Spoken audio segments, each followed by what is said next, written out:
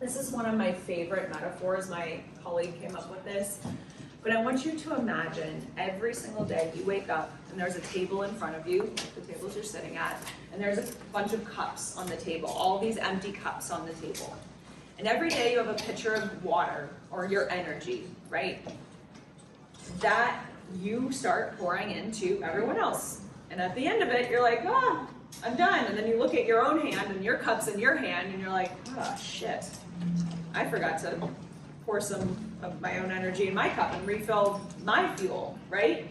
So instead of all of your cups on the table and then you come last, imagine stacking your cups. Put your cup on the top, fill your cup first, your cup overflows, everyone gets something that they need, right?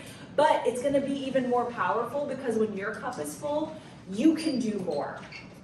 I'll say this in another way, actually, before we do that. If it's also more fun for you, imagine yourself pouring champagne, right? So like before, when we're doing this, we're just pouring like water. It's basic, right? Someone's getting some water. But when you take care of yourself, when you pour your cup first, it's like you're pouring champagne and then champagne version of you is overflowing to everyone, right? That's so much more powerful and fun.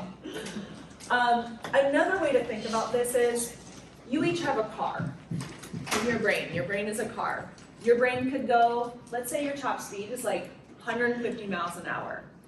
When you don't take care of yourself, it's like you put a damper on that top speed.